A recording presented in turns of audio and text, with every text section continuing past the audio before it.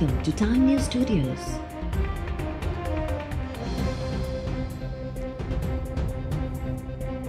You are watching 2 p.m. Bulletin. ज़रूरत पई त वज़ीर आज़म ऐं सिंध जे वॾे वज़ीर खे बि तलब कंदासीं। Supreme court Karachi circular railway मनसूबो फ़ाल न थियण ते चीफ सेक्रेटरी सिंध ऐं सेक्रेटरी रेलवेज़ खे शो कॉज़ नोटिस जारी करे छॾिया। ॿिन्ही सेक्रेटरीज़ खे सबब ॿुधाइण लाइ ज़ाती तौर अदालत में पेश थियण जो हुकुम। DG FWO खे बि ज़ाती हैसियत में पेश थी वज़ाहत ॾियण जो हुकुम ॾिनो वियो। ॿुधणी दौरान chief justice Gulzar Ahmed remarks ॾींदे चयो त KCR खे फ़ाल करण लाइ अदालती हुकुमनि ते अमल छो न थियो। ॻाल्हि रुगो इते महदूद न रहंदी, सभिनी खे घुराईंदासीं। ज़रूरत पई त वज़ीर आज़म खे ऐं सिंध जे वॾे वज़ीर खे बि तलब कयो वेंदो।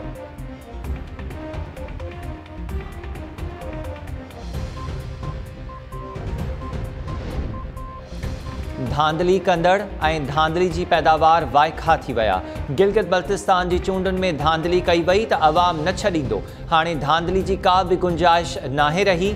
मरियम नवाज़ अस्तोर में चूंड जलसे खे ख़िताब दौरान चयो आहे त इमरान ख़ान खे अवाम हवाले कयो वञे त जीअं खांइसि पाई पाई जो हिसाब वठे। इमरान ख़ान खे घर भीड़ो करण जो वक़्तु अची वियो। हाणे सेलेक्टर को ॿियो न पर अवाम आहे।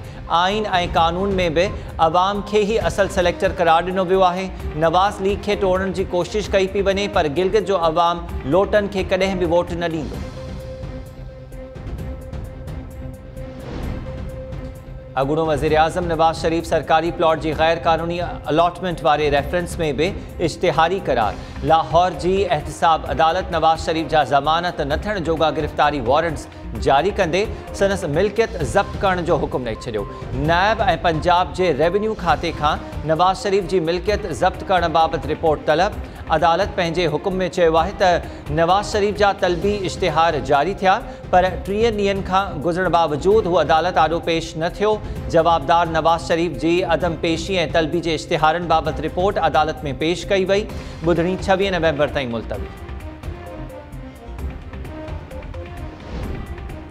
लाहौर जी एहतिसाब अदालत रमज़ान शुगर मिल्स रेफरेंस में हमज़ा शहबाज जे अदालती रिमांड में 17 नवंबर ताईं वाद करे छॾी।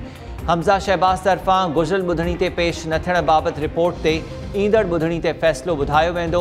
एहतिसाब अदालत में ॿुधणी दौरान हमज़ा शहबाज चयो त अदालत में पेश थियण खां कतई इनकार न कयो आहे। को माण्हू बीमार थिए त उनखे एम्बुलेंस ज़रिए आंदो वेंदो आहे। ओचितो छा थियो जो बख़्तरबंद गाॾी में आणणु शुरू कयो वियो। कोरोना वबा दौरान जेल में कीअं रहियुसि इहो मुंहिंजो अलाह ई ॼाणे थो।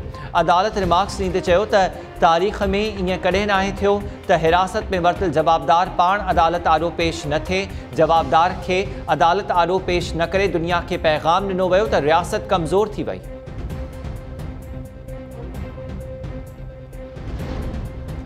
पाकिस्तान में कोरोना टेस्ट जा नतीजा मुस्बत अचण जी शरह में लगातार वाध। गुज़िरियल 24 कलाकनि दौरान टेस्ट रिपोर्ट पॉजिटिव अचण जी शरह 5.1 रही। वधीक 1637 माण्हू कोरोना जो शिकार। वायरस वधीक 23 मरीज़नि जूं हयातियूं गिड़काए वियो। हैदराबाद जे मुख़्तलिफ़ इलाइक़नि में कार्रवाइनि दौरान कोरोना SOPs जी भञकड़ी ते 3 रेस्टोरेंट्स ऐं 1 दुकान सील। बाज़ारुनि ऐं अवामी जायुनि ते मास्क न पाइण ते दर्जने शहरनि मथां ॾंड लागू। लाहौर, मुल्तान ऐं रावलपिंडी जे केतिरनि ई इलाइक़नि में कोरोना केसिस वधण बाद स्मार्ट लॉकडाउन। पंजाब में सिहत खाते जे सेक्रेटरी जो चवणु आहे त स्मार्ट लॉकडाउन लॻाइण जो मक़सदु वधीक मुतासिर इलाइक़नि में माण्हुनि जी चुरपुर खे महदूद करणु आहे।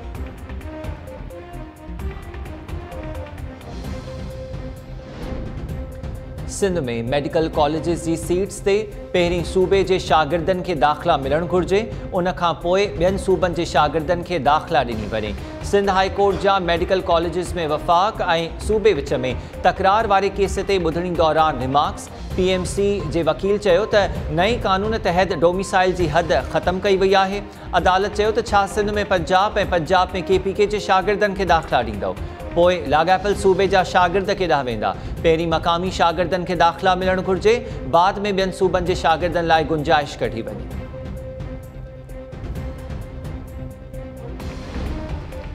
इस्लामाबाद जी एहतिसाब अदालत में अॻूणे सदर आसिफ अली ज़रदारी, संदसि भेण फरियाल तालपुर ऐं ॿियनि जवाबदारनि ख़िलाफ़ जाली बैंक अकाउंट्स रेफरेंस ते ॿुधणी।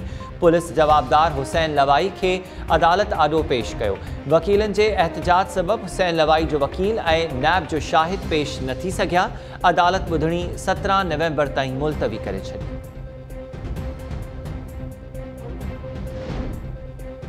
सिंध हाई कोर्ट आपाशी खाते जी ज़मीनुनि तां हिकु हफ़्ते में कब्ज़ा छॾाइण जो हुकुम ॾेई छॾियो। Sindh high court Sukkur bench में ॿुधणी दौरान आपाशी ऐं रेवेन्यू खाते जा अमलदार पेश।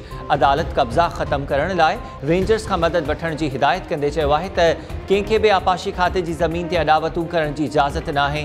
अदालत तरफ़ां समूरनि DCs खे सरकारी ज़मीनुनि तां कब्ज़ा ख़त्म कराए रिपोर्ट पेश करण जो हुकुम।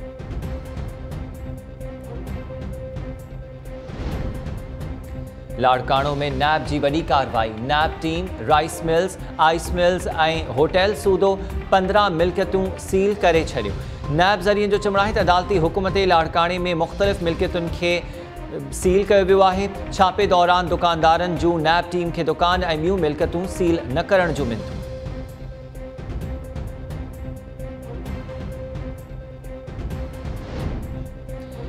PIA उमिरे जी सआदत लाइ सऊदी अरब वेंदड़ पांधीड़नि लाइ सफ़री पॉलिसी जो ऐलान करे छॾियो। पाकिस्तान मां जिद्दे ऐं मदीना मुनव्वरा वेंदड़ पांधीड़नि लाइ जारी थियल पॉलिसी 31 डिसेंबर खां लागू हूंदी। नई पॉलिसी मूजिबि कराची खां सऊदी अरब ताईं इकॉनमी क्लास में अचवञ जो भाड़ो 91,000 रुपया मुक़ररु। पांधीड़ा पाण सां गॾु 36 किलो सामान खणी वञी सघंदा। ज़मज़म जो पाणी 5 लीटर ताईं खणण जी इजाज़त। PIA तर्जुमान जो चवणु आहे त उमिरे जूं टिकट्स PIA जे नेटवर्क ते विकिरे लाइ दस्तियाब आहे।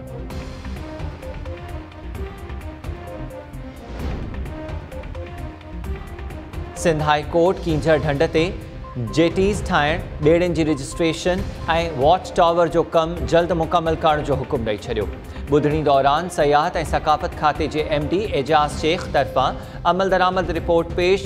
रिपोर्ट में चयो वियो आहे त कींझर ढंढ वटि CCTV कैमराऊं, रेस्क्यू सेंटर ऐं एम्बुलेंस सर्विस सूदो ॿिया हिफ़ाज़ती इंतज़ाम कया विया आहिनि। ॿेड़ियुनि खे रुॻो 2 किलोमीटर्स ताईं अंदरि वञण जी इजाज़त हूंदी।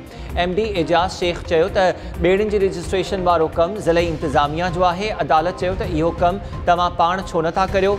रिपोर्ट में जेको कुझु लिखियलु आहे उन ते अमल बि लाज़मी आहे। अवामी मफ़ादनि वारे मामले ते जेतिरो जल्द कमु थिए त सुठो आहे। चाहियूं था त अवामी जानियूं महफ़ूज़ रहनि। अदालत ॿुधणी 15 डिसेंबर ताईं मुलतवी करे छॾी।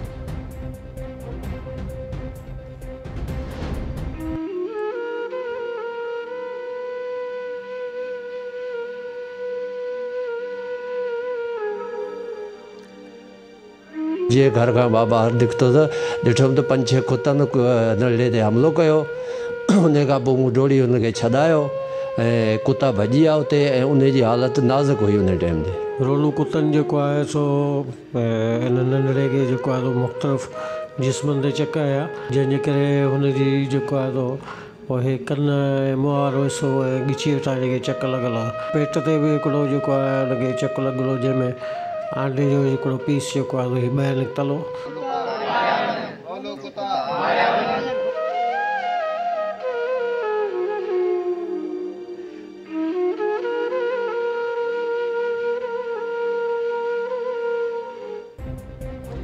हाला भरिसां ॻोठ गाहे खान लाखो में रोलू कुतनि नींगर खे ॾाढे मारे छॾियो। रोलू कुतनि जे हमले दौरान नींगर साजिद लाखो जी रड़ियुनि ते पाड़े वारा पहुता ऐं खेसि छॾाए वरितो। नींगर जो लाश अस्पताल में ज़रूरी कार्रवाई बाद वारसनि हवाले। ॻोठाणनि जो चवणु आहे त रोलू कुतनि जो आज़ार वधी वञण बाबति शिकायतूं करण बावजूदि इंतज़ामिया हरकत में न आई। नतीजे में नींगर जे फौत थियण जो अफ़सोसनाक वाक़ियो पेश आयो। सिंध हाई कोर्ट जे फ़ैसिले तहत म्यूनिसिपल अमलदारनि ख़िलाफ़ केस दाख़िल करण जो मुतालबो। छाछरो भरिसां ॻोठ ओडाणी में रोलू कुतनि 3 औरतुनि सूदो 5 ॻोठाणनि खे ॾाढे विधो। अस्पताल मुंतकिल। म्यूनिसिपल इंतज़ामिया रोलू कुतनि जे आज़ार मां जान छॾाइण लाइ के क़दम न खयां। हैदराबाद जे कासमाबाद वारे इलाइक़े में बि रोलू कुतनि 2 ॿारनि खे ॾाढे ज़ख़्मी करे विधो। नींगर महाज़ अरबाब ऐं नींगरी राबिया मुग़ल अस्पताल मुंतकिल।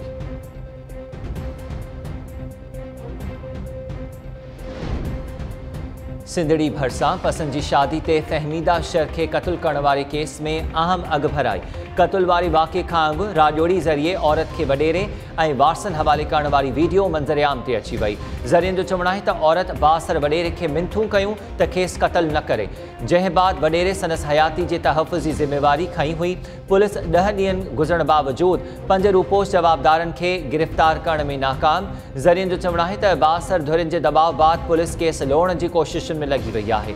गिरफ़्तार 3 जवाबदारनि गुलामू शर, इस्माइल ऐं मौला बख्श शर खे जेल हवाले कयो वियो। मीरपुर ख़ासी अदालत तरफ़ां जवाबदारनि जो 14 ॾींहनि लाइ अदालती रिमांड मंज़ूर।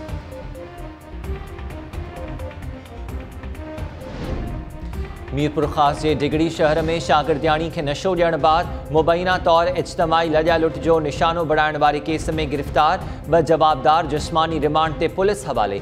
मीरपुर ख़ास जी अदालत जवाबदारनि जो 2 ॾींहनि लाइ जिस्मानी रिमांड मंज़ूर करे वरितो। डिगड़ी जो SHO तब्दील थियण बावजूदि पुलिस नारी जा जुज़ा मेडिकल टेस्ट लाइ लेबोरेटरी न उमाणिया। जुज़ा अञा ताईं थाणे ते ई पियल। पुलिस केस में नामज़द बासर जवाबदार इरफान जरवार के भी गिरफ़्तार करण में नाकाम। शागिर्दियाणी जे वारसनि जो चवणु आहे त पुलिस बासर जवाबदार इरफान जरवार के केस खां धार करण जा सांभा करे रही आहे, तंहिं करे हेल ताईं खेसि गिरफ़्तार न कयो वियो आहे। शागिर्दियाणी जे वारसनि तरफ़ां अॼु SSP मीरपुर ख़ास सां मुलाक़ात करण जा इम्कान।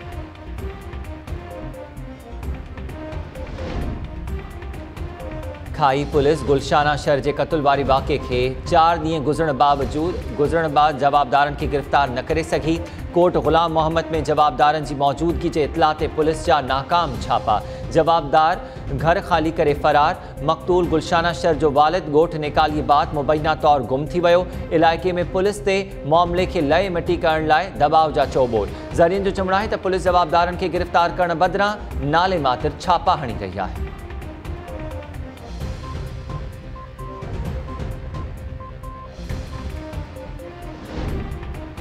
इस्लाम कोर्ट में बासर वडेरे भूरल शाह तरफ़ां शागिर्द के मुबैना तौर बदफेली जो निशानो बढ़ाइण जो केस दाख़िल। शागिर्द के वारसनि तरफ़ां एहतजाज बाद दाख़िल केस में शागिर्द सां बदफेली, वीडियो वायरल करण ऐं जानी नुक़सान पहुंचाइण लाइ धमकियुनि जा कलम शामिल। शागिर्द के वालिद रूपचंद मेंगवार जो चवणु आहे त बासर जवाबदार मुंहिंजे पुट खे यरग़माल बढ़ाइण बाद 3 ॾींहनि ताईं बदफेली जो निशानो बढ़ायो, जंहिं बाद वीडियो वायरल करण जी धमकी ॾेई 6 महीननि ताईं साणस बदफेली कई पई।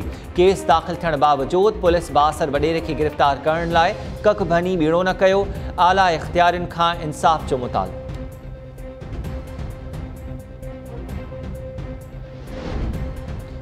बांधी भरसां ॻोठ कादर बख्श ख़ास खेली में पानी के वारे ते वियल नौजवान जो गोलियों लगल लाश हर। दाऊद ख़ास खेली जो लाश अस्पताल में पोस्टमार्टम बाद वारसन हवाले।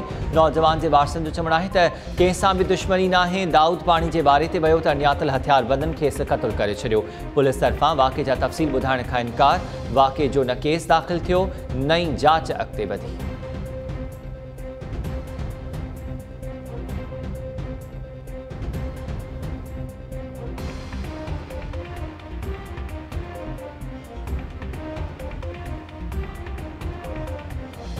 अस्सलामुअलैकुम। टाइम न्यूज़ स्वागत। माहिया हमीर शेख। हेडलाइन सवाल थियूं, तफ़सीली ख़बरूं हिन ब्रेक खां पोइ।